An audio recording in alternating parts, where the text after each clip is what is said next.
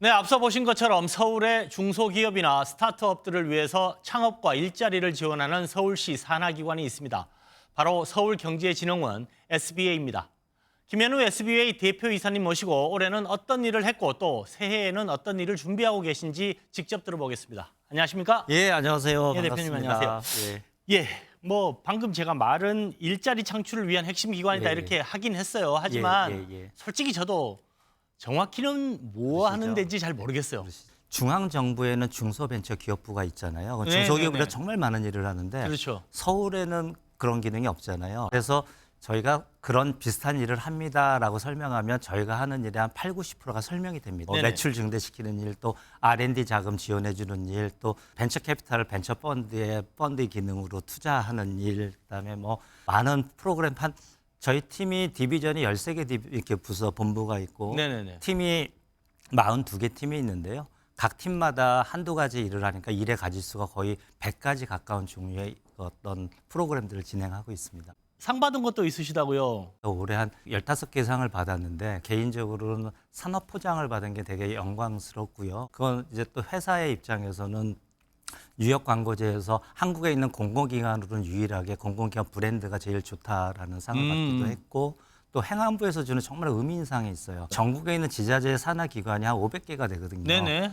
그중에서 제일 혁신과 경영성과가 좋은 그 기관한테 주는 최고상인 장관상을 저희가 받았는데 오. 이게 사실은 운도 좋아야 되고 그다음에 노력을 계속 지속적으로 기울여서 이게 1년이 아니라 3년이 지나니까 정말 그런 성과들이 좀 나와주는 것 같습니다. 나 연말 되면 서울콘이라고 해서 예, 맞습니다. 저는 누가 하나 했더니만 이걸 또 SBA가 하고 있더라고요. 기존에 다 아시겠지만 지금 뉴 미디어 산업이 급신장하면서 기존 레가시 미디어하고 영역이 많이 바뀌고 있잖아요. 예. 그들 하나를 인플루언서들이에요. 10년 전에는 없던 직업이에요. 그렇죠. 저는 조금 생각을 달리 했어요. 인플루언서라는 생각보다 그들 하나하나가 1인 미디어다라는 생각을 인정해야죠. 하게 됐고 네. 지금 10대 타겟 마켓이 50대, 60대가 아니거든요. 그런 10대, 20대한테 가장 영향을 미치는 인플루언서들 서울을 다 사랑해요.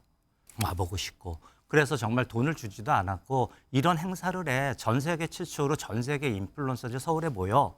서울은 1인 미디어의 성지야라는 걸 먼저 깃발을 꽂은 거예요. 작년에 놀랍게도 58개국에 3,161명의 인플루언서들이 서울에 모였어요. 이런 인플루언서 뉴미디어의 세계는 절대 늘어나면 늘어들었지 줄어들지 않을 거거든요. 그렇죠. 새로운 4차 산업혁명 시대에 더 적합한 박람회가 되겠다라고 했는데 그 생각이 아주 기가 막히게 접종을 해서 행사가 만약에 저는 매년 15% 20% 커질 줄 알았는데 네. 지금은 거의 40% 50% 이상의 성장률을 보이고 있고 세상에 영향 미치는 인플루언서들아 예. 서울로 모여봐라. 그렇습니다. 그러고 난 다음에 너네가 가지고 있는 아이디어를 맞습니다. 한번 팔아봐라. 작년에 4,300만 팔로워를 가진 인도의 인플루언서가 왔는데 네네.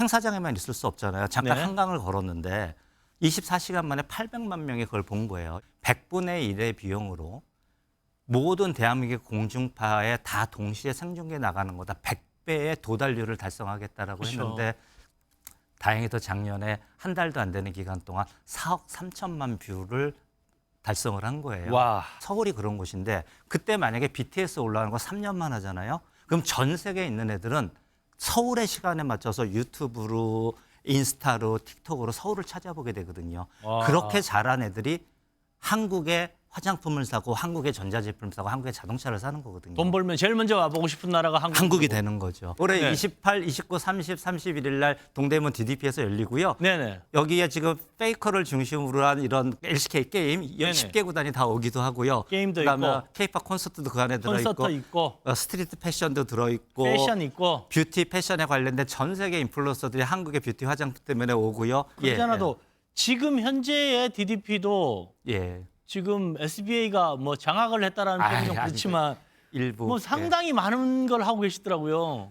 입어보지 않아도 내가 여러 옷을 입어볼 수 있게 한다든가 또는 지금 동대문의 도매 시장이 야간에 열리는 게 불편할 수도 있잖아요. 그래서 사실 동대문에서는 많은 중국 제품이 들어와 있어요. 한국 제품만을 선정을 해서 낮 도매 시장을 열게 하면 어떨까라는 생각을 하게 된 거고요. 우리가 스튜디오를 만들어 놓고 잠깐 빌려서 찍게 하면 그리고 반응이 좋은 옷을 더 많이 팔게 하면 훨씬 효율적이지 않을까? 이런 생각들을 DDP 안에 구현을 해냈고요. 또 하나는 이게 도심 속의 오아시스 같은 기능으로 이런 겁니다.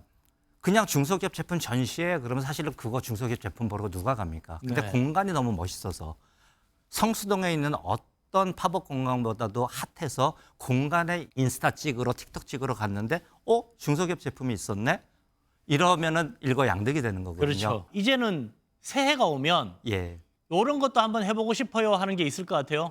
서울의 소소하고 안정적인 일상들이 얼마나 행복하고 좋은 건가를 전 세계에 알리는 일을 지금 빨리 해야 될 것 같고요. 그래서 지금 급하게 어떤 일을 하려고 그러면 저희가 인플루언서 조직을 많이 잘 갖고 있어요. 네. 빨리 극복할 수 있는 시스템을 빨리 12월 1일 안에 그들이 그냥 올려줄 일은 없으니까 약간의 그렇죠. 인센티브 시스템과 같게 서울을 빨리 업그레이드 시키는 그런 그 프로그램을 좀 해야겠다는 생각도 있고요. 또 하나는 스타트업들을 위해서 스타트업들을 지원하는 지원의 방식이 점점 바뀌고 있어요. 그래서 이미 저희가 12개국에 118개의 기업을 해외로 내보내고 있는데 이런 활동을 더 적극적으로 해야 될 거고 관주도의 이런 스타트업 정책보다는 대기업이 부족한 기술을 스타트업과 매칭시켜주는 네네. 오픈 이노베이션을 더 중심을 둔다면 스타트업들한테도 바로 여러 가지 지원과 동시에 매출이 일어나는데 이거를 대기업과 스타트업 둘이 해. 그러면 이게 잘 안 돼요. 네네. 저희 같은 공공기관이 나서서 네. 무슨 기술 필요하세요? 여기 이런 기업들이 있어요. 라고 매치메이킹을 적극적으로 하게 되면 실제로 훨씬 더 잘 되거든요. 그래서 그런 일에 아주 사회에는 집중을 해볼 생각입니다. 알겠습니다. 지금까지 서울의 중소기업과 스타트업들을 위해서 뒤에서 일하고 있는 서울경제진흥원 SBA 김현우 대표님과 이야기 나눠봤습니다. 오늘 말씀 감사합니다. 감사합니다. 고맙습니다. 예.